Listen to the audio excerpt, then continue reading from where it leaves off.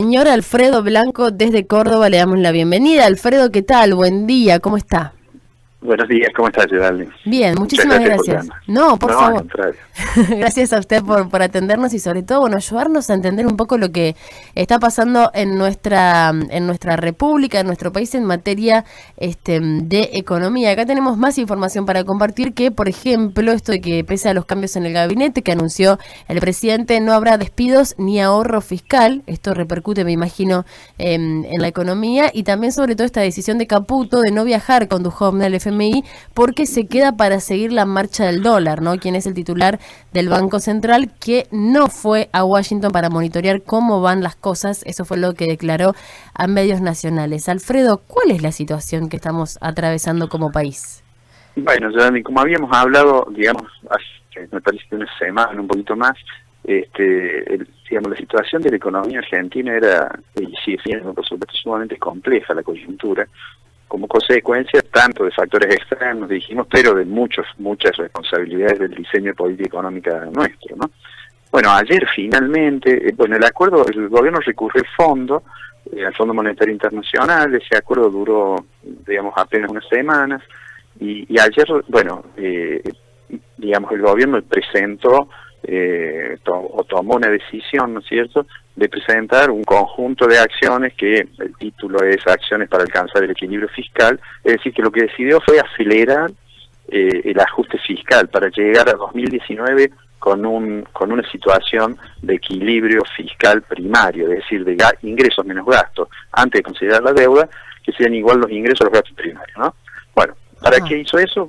Porque, sin lugar a duda, había, digamos, lo que está tratando el gobierno es de recuperar credibilidad para tratar de estabilizar el mercado cambiario. Es decir, la economía no puede funcionar con el nivel de inestabilidad que tenía el mercado cambiario, por más que muchos funcionarios del gobierno ponderan que tengamos tipo de cambio flotante. Bueno, si el tipo de cambio pega los saltos que ha pegado, sin lugar a dudas eso impacta sobre la inflación, sobre el poder de compra y va a agudizar el proceso de contracción económica, ¿no?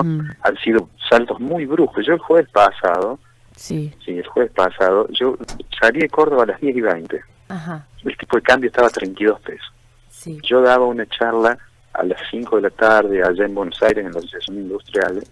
Cuando me bajé del avión, que eran las 11 y fracción, yo no podía creer que estaba a 40. Sí. Es decir, había una situación realmente muy delicada. Entonces el gobierno, hace este anuncio básicamente es decir, voy a tratar de aumentar mis ingresos, para lo cual pone un impuesto a las exportaciones, de 4 pesos por dólar para las exportaciones primarias, de 3 pesos para las otras exportaciones, las industriales, y además posterga la suba del mínimo no imponible para las contribuciones de seguridad social, de manera tal que con eso piensa juntar más o menos 320.000 millones, y por otro lado piensa bajar el gasto, es decir, el gasto del sector público, para pasar de un gasto que cuando el gobierno asumió el gasto primario, es decir, antes de pagar la deuda, era 24% del producto, bajarlo a 20%.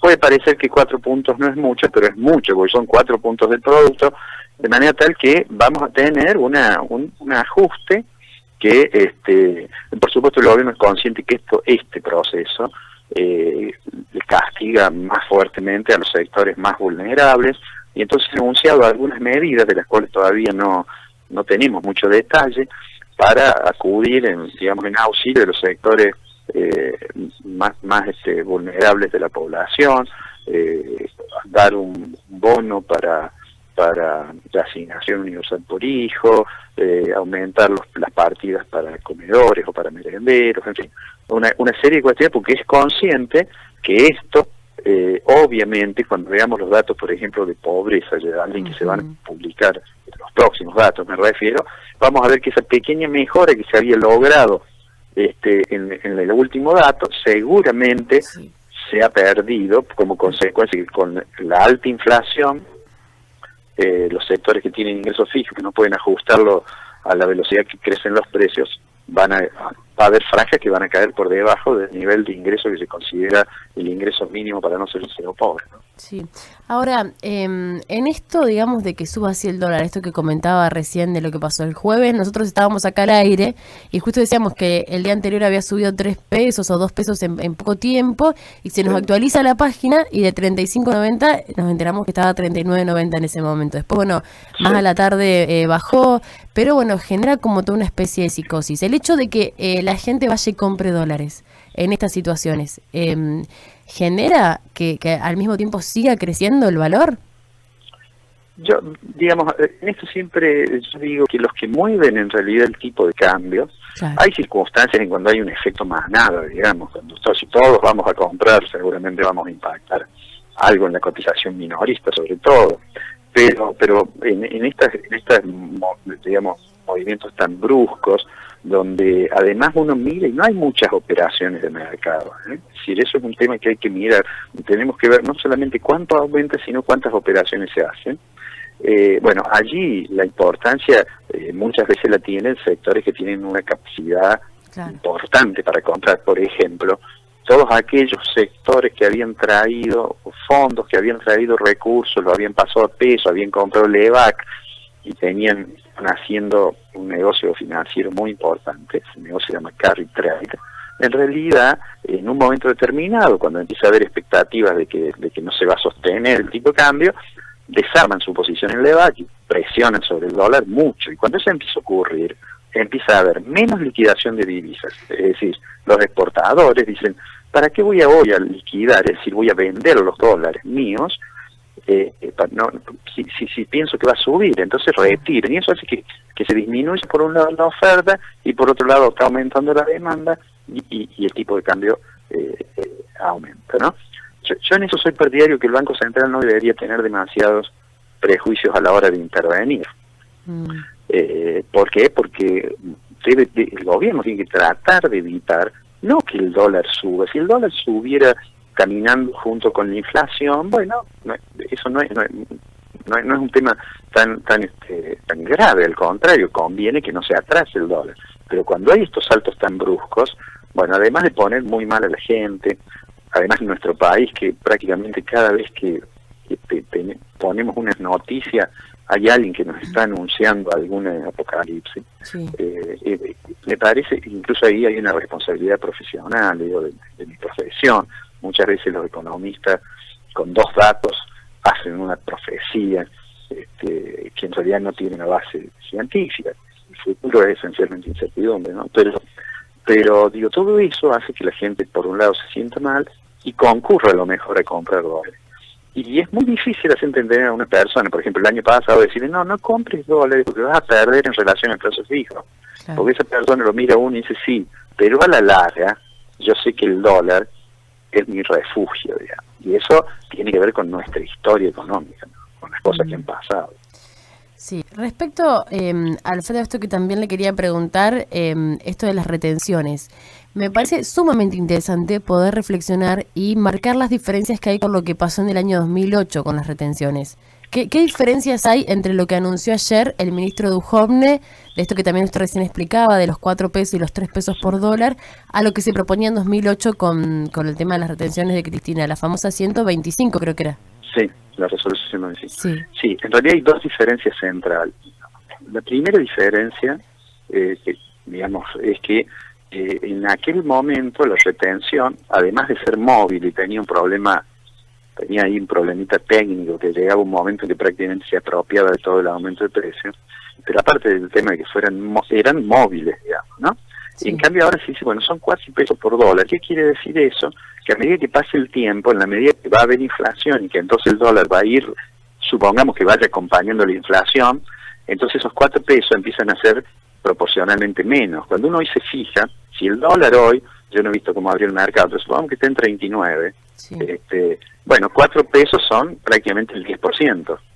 Ahora, si el dólar sigue subiendo, y va a seguir seguramente, y bueno, cuando el dólar llegue a 50, los 4 pesos ya no son el 10%, ¿no? Bueno, eso por una parte. Es decir, ahí hay una diferencia. Este impuesto es un impuesto que se va a ir a lo largo del tiempo diluyendo en la medida que vaya aumentando el tipo de cambio.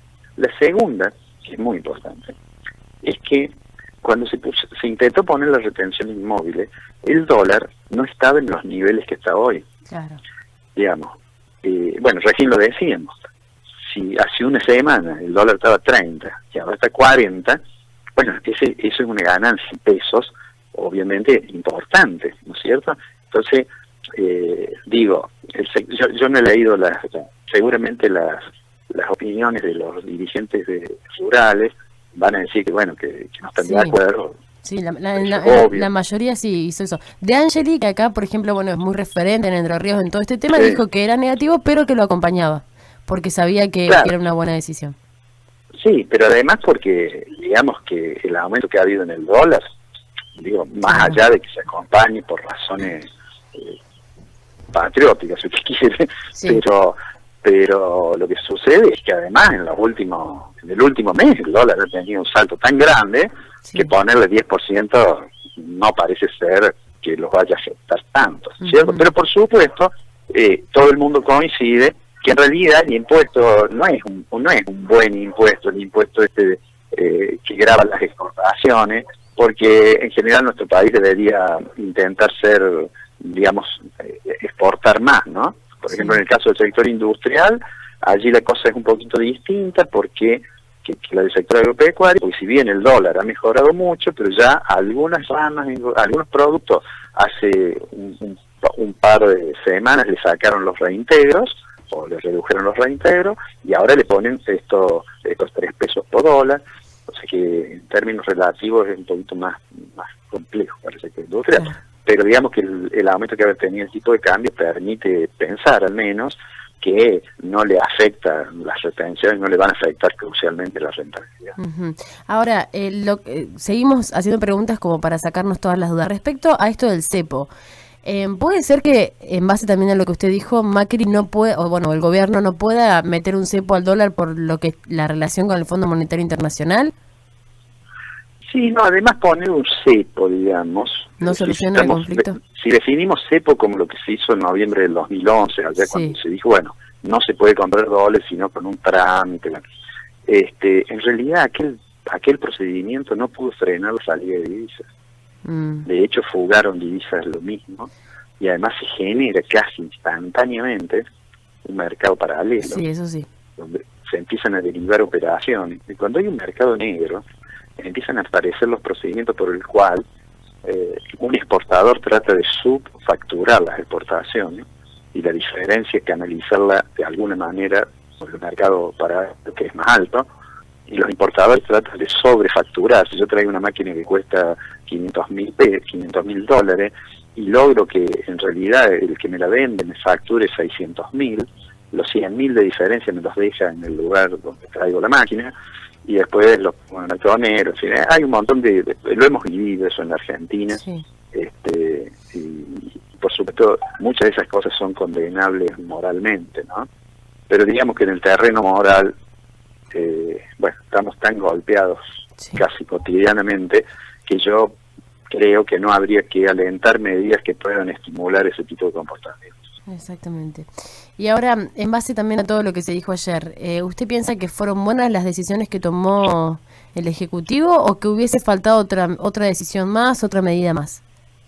Yo agregaría las decisiones que tomó el Ejecutivo, yo agregaría, no sé si lo he hecho, porque a lo mejor como salen decisiones, no quisiera decir algo que a lo mejor alguien me dice, no, pero eso ya lo hicimos, pero agregaría que debería haber un plazo para que los exportadores liquiden sus divisas. Es decir, bueno, usted exportó en barco, acá está, usted tiene estos dólares, acá, bueno, usted tiene que liquidar su divisa en un plazo, digamos, 180 días, 90 días. ¿Por qué? Porque si no, eso, digamos, da más margen a que por determinada situación de la coyuntura se retraiga la liquidación de divisas y entonces haya menos oferta de dólares. Yo pondría, esa sería una medida.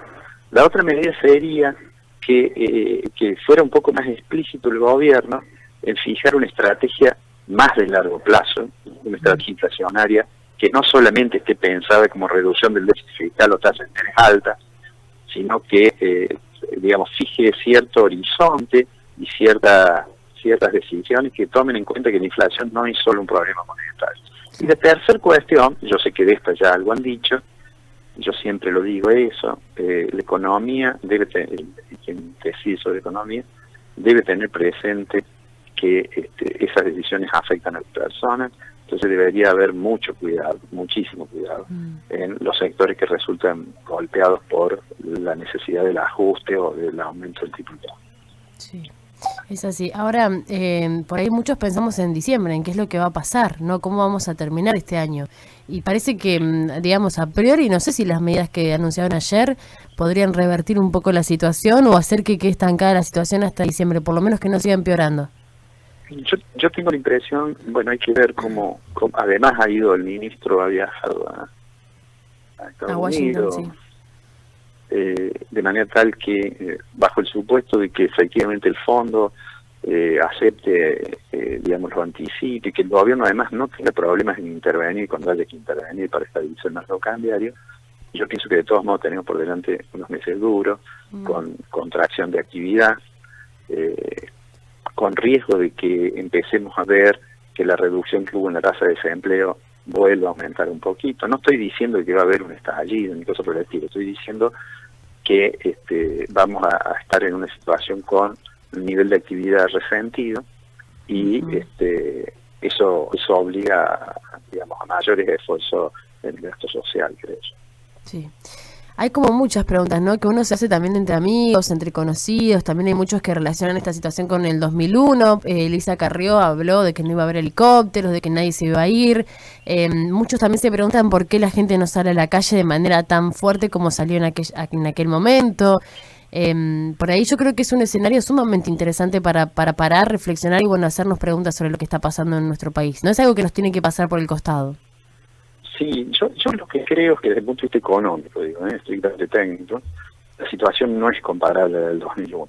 En 2001 había un problema severo en el sistema financiero. Sí. Los bancos no iban a poder, no podían responder ante sus depositantes porque la posición de los bancos eran más, muchísimo más frágiles que las actuales, y eso hizo que entonces el gobierno resolviera intentar que no cayeran bancos, para el cual había que restringir el acceso a los fondos de parte de los depositantes. La situación creo que era, sí, yo realmente creo que era diferente, la situación del sector agropecuario era distinta, los precios internacionales de los productos que exportamos, en particular de la soja, el poroto, la harina, etcétera, eran realmente muy malos, se recuperaron recién a partir de 2004. De manera tal que yo creo que no es equivalente a aquella situación, ¿no? Sí. Lo cual no quiere decir que no sea delicado. Claro. Pero me parece a mí que no es una situación equivalente. Bueno, perfecto, Alfredo. La verdad, le agradecemos muchísimo por su disposición, por el tiempo que se toma con nosotros. Para nosotros es sumamente interesante por reflexionar en torno a todo esto. Bueno, muchas gracias a ustedes. Un abrazo grande, Alfredo. Muchísimas gracias. Hasta pronto. Dialogábamos entonces en Radio Corazón con el economista Alfredo Blanco, un poco, haciendo referencia a toda la situación económica que está atravesando nuestro país.